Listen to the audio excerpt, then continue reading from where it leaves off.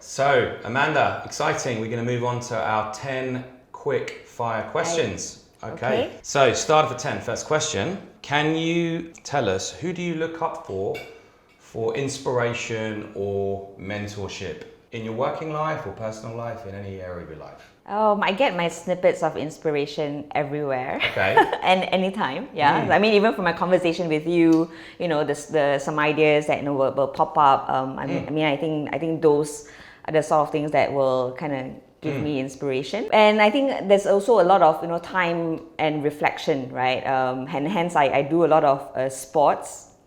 Because that requires me to, again, be with myself, right, in my own company. And I think that provides a lot of time for me to actually reflect, whether it's my day, my life, and the interactions that I have with people. Fantastic. Yeah. Great answer. Thank you. Question 2, going on to work stuff. Sure. How do you keep your team motivated despite conflicts or obstacles? How do you keep everyone on the same page? Again, I think we've touched on, having the same values, right? And the purpose of existence for the company, right? So I think as long as, we see, that Northern Star, right?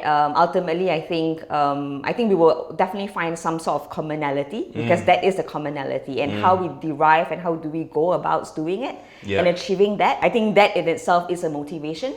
Right, and of course those other aspects of building that sort of relationship and treating people as an individual themselves and accepting them as individuals. Fabulous. Question 3: what are the most important attributes of successful leaders in the current climate? Great qualities of great leaders. I think there are a lot of great qualities that if you're a leader themselves or yourself, you have to kind of almost be and everything to everyone in that sense. But having said that, I think especially during this climate, right, and in this market, having that grit is important, right, because you will be bound to having obstacles, having to pivot, and I think more importantly is having that empathy as well, right? Because I think if the purpose of your existence and the organization's existence is to serve markets that are underserved typically, right? Because at the end of the day, it's to solve a problem, and I think if that empathy kind of translates, even from your business model all the way to how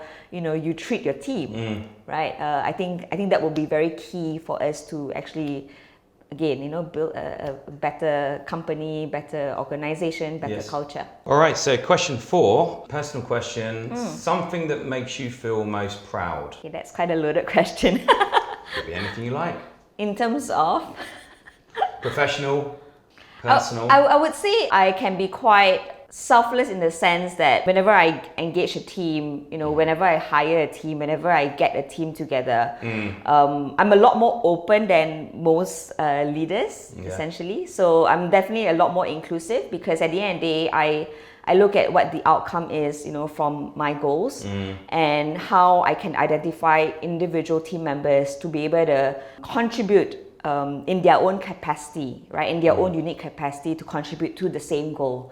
And I think that is actually very important. Yes. Yeah. So the teams that you build, basically, that gives are you typically more inclusive. Are typically more inclusive. Yeah. And I think just the way I work as well, I'm definitely a lot more entrepreneurial in that sense. Yes. Even even if I were to work on another person's project, right? Yes.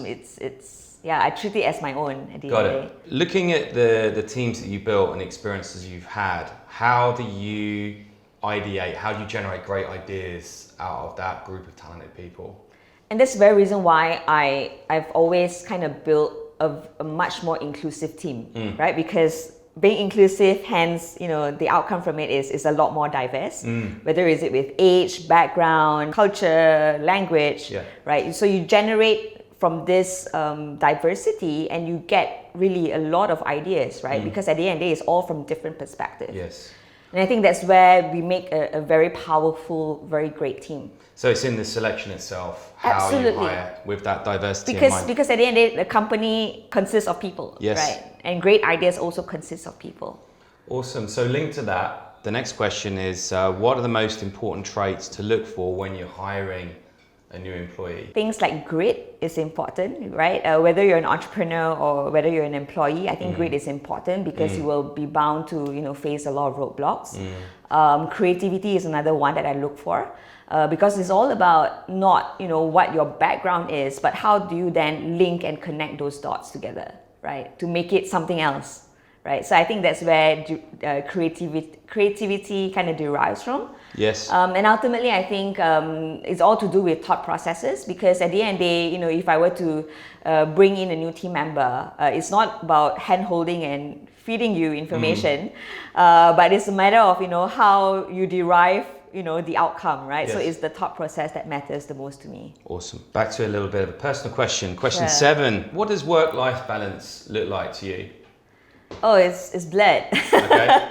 Yeah, lines are blurred, I would say. I mean, at the end of the day, if you're an entrepreneur, if you're a leader, there is no such thing as a work-life balance, even more so today, post-COVID kind of lifestyle. And I think it's not just from a leadership point of view or an entrepreneur point of view, but it kind of translates now to the rest of the other team members, right? Because they are now needing to work from home as well. Yeah. Then how do you then integrate those two together very seamlessly? Which is why back to the first point whereby, the purpose of being is very important. As long as the value system matches, right? And I think everything will kind of fall into place. So I get the impression that work and home life are kind of blurred. You enjoy your work so much that it doesn't feel like work, perhaps. Yeah. Yes. Question 8.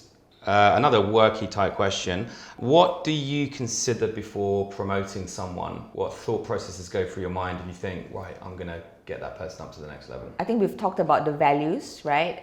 So similar values, things like empathy is important, because ultimately when you promote someone, you want them, to become leaders themselves, right? And I think the same kind of leadership qualities I would look for in a person, right? And of course, is whether I would want to work for the person, right?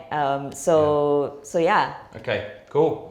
So their potential as leaders and their values associated with that. Awesome. Question 9, some bigger questions here, philosophical questions. What is something you wish someone had told you during your career journey, going back a few years, let's say? I would say this was about 5 years ago. I think I come from a background of, a slightly more outcome orientated, more result orientated.